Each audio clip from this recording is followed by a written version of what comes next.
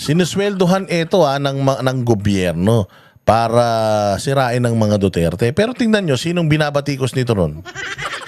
Tingnan nyo, sinong binabatikos nitong sinungaling na to dati? I-analyze nga natin si PBBM. I-analyze nga natin si PBBM. Tangina. I-analyze daw niya si PBBM. I-analyze nga natin si PBBM, sabi niya. Walang hiya talaga, di ba? Umpisa pa lang eh. I-analyze daw niya si PBBM. Tingnan nyo kung anong analysis niya kay PBBM na ngayon. Ngayon, pinakamabango na sa kanya.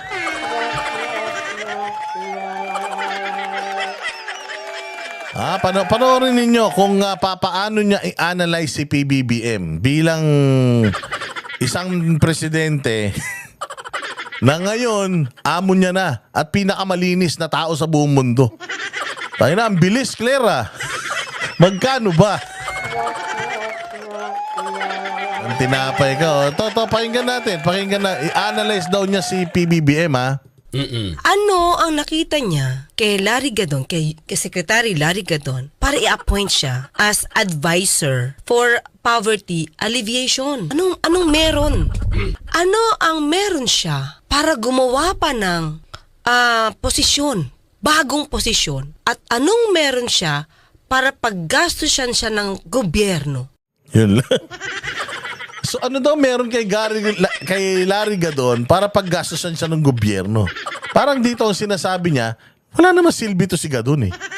Bakit kailangan pang gastusan ng gobyerno? Pera ng taong bayan, pasweldo yung panghayop na ito para lang magkaroon pa ng posisyon. Ganon din naman sa'yo eh. Hindi rin namin alam kung anong nakita niya sa'yo. Bakit ikaw ang ginamit niya eh? Dati nga sinisiraan mo siya. Ayan sinisiraan mo nga siya nun eh. Hindi mo nga alam eh kung anong katakbo ng utak niya eh. Dahil bopols ang tingin mo kay Bongbong eh. Tapos ngayon magkabati na kayo. Diba? Nawala sa iba. At wala pa sa ibang departamento na pwedeng gawin. Diba? Ang nakakataka part na ganito, ilan na ba ang advisor ni Pangulong Marcos maliban sa mga sekretaris niya? Ibig bang sabihin nito, partner? Ayoko kasi maging nega, partner. Ayaw niyo maging nega. Tangina, ayaw niyo maging nega. Ayaw mo maging nega, wag ka mag-react. Tangina ka, analyze ka ng analyze. Wala kang na-analyze dyan eh. Di ba pag sobrang dami mong advisor, para lumalabas, wala ka talagang alam? Di ba? Ako po. So, ibig mong sabihin, si Bongbong Marcos, ayon sa analysis mo, ang dami niyang advisors, ibig sabihin, wala siyang alam? Wala ka naman pala, Bongbong eh. Kumuha ka, wala ka nang mahanap, Bongbong, na pwede mong i-hire? Wala ka nang mahanap na i-hire? Ito na lang ang kaya mong i-hire, si Larry Gadon at saka itong si Claire Castro. By the way, Bongbong, si Trillanes nga pala nagtatai sa Caloocan. Negative 20, putang ina niyan. Mantakin mo may survey. 75% yung si Malapitan. Mantakin mo siya. Negative 22%. Putang ina, may bokya na. Doon pa siya, bumaba pa siya sa bokya. Mabuti pa, sanay ka rin naman, Bongbong, mag-hire ng mga tanga. Ba't hindi mo pa isama si Trillanes pag natalo siya sa eleksyon? Pag sama-samahin mo yung tatlong yan, gawan mo na. Gawan mo si Gadon, si Trillanes, at saka yan si Claire ng talk show. Puta, ang tawag sa talk show nila, alam mo kung ano? Talk shit.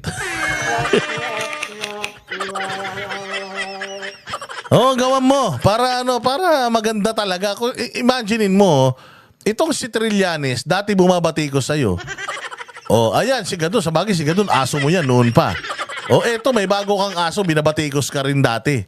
Sabi nga nyo, ang dami mong advisor, ibig sabihin, wala ka daw alam.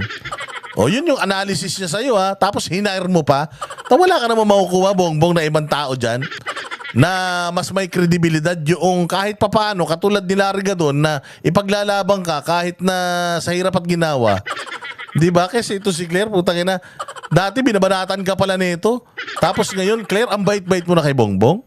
Dati ang analysis mo kay Bongbong, isa siyang walang utak, walang alam.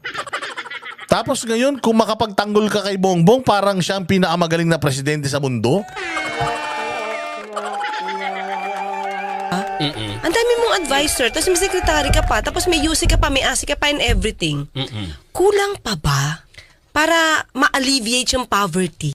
Ay, alam ko. Ayan na, so ito, nag-come up na siya sa solusyon. Sabi niya, ay, alam ko na. Ito talaga ang ginawa niya. Na partner. Narealize ko, Mark, sandali Kaya, baka, feeling ko lang, baka kaya niyang pinili niya, kasi di ba, pag pinili niya yan, for 5 years siya nandiyan, makakalibot siya sa mga nasa laylayan ng lipunan ng libre kasi gamit ang gobyerno, pondo ng gobyerno. Wala ka pala, Larry, ka dun eh. Ginagamit nyo lang pala yan eh. Yaang posisyon mo para makalibot ka sa laylayan eh. Para daw makatakbo ka ulit sa posisyon. Yung problema, Claire, hindi tumakbo eh. So yung analysis mo, palpak. Tangina, minsan na lang kasi magbigay ng analysis eh. Wala naman kasi may gusto ng opinion mo, bigay ka ng bigay ng opinion eh. Hindi ko ba maintindihan sa'yo? O paano yan? Yung analysis mo na yan. Ang ganda-ganda pa naman ng analysis mo. Alam ko na. Parang putang na Nag-makeup pa siya para sabihin yan. Alam ko na. Si Larry Gadon, gagamitin niya yung pera ng taong bayan para makaikot siya sa laylayan. Parang libreng pangangampanya na yun para sa 2028, di ba? Ganyan ang ginagawa ng ayuda, tanga. Ba't pinagtatanggol mo si Bongbong? Ganyan naman pala yung tingin mo sa kanila. Tarantada, gaga, inutil, putok sa buho, walang hiya ka. Ganyan yun, ayuda yan. So yung pag-aayuda natin ng mga congressman, vote buying yan. Na parang sinasabi mo na si Gadon, kaya siya nandiyan dyan sa poverty alleviation para magamit niya yung kanyang pagtulong sa mga mahihirap para sa name recall. Para sa pag tumakbo siya, pwede na siyang manalo bilang senador, ganun. Puta, hindi tumakbo. Ano mo, ganito si Claire? Ito binabayaran natin ngayon. Ito sinisweldohan ng taong bayan. Maging aso, maging attack dog ni Bongbong Marcos against sa mga Duterte na dati naman siya yung ina-atake. So, di magagamit niyang stepping stone sa pag-campaign sa susunod na eleksyon. Kasi mahirap. Diba? Tandaan nyo Marites ka pala eh. Musang ka pala eh. Musang no chismosa. Tayo na, ganito ang kalibre, Bongbong Marcos, na mga pinapanumpa mo sa selyo ng Malacanang, si Larry Gadon, na walang alam kundi magmura at magsalita ng bobo. Banatan yung mga kalaban mo. Tsaka ito si Claire, na dating gigil na gigil sa'yo, wala ka daw utak, na ngayon, empleyado mo na. Anong klase yan? So, ito ang mukha ng Pilipinas ngayon. Ito ang mukha ng gobyerno ngayon. Bagong Pilipinas. Ito ba yung inaasam-asam natin pagkatapos ni Pangulong Duterte? Pagkatapos ng 6 na taon ni Pangulong Duterte na napaganda, ito yung sitwasyon natin ngayon. Walang bagong kalsada na bumabagsak pa yung mga tulay. Putang ina niyan, nalalaglag pa yung mga tulay. Kung di mo mabakbak yung mga tulay, magiba yung mga tulay. Putang ina, walang tulay pero may budget. Hanggang ngayon yung tulay di pa natatayo. Nakawan dito, nakawan dyan. Kidnapping dito, kidnapping dyan. Mga walang laman loob na mga nakikitang katawan. Droga, ang mura na. Ang inang yan.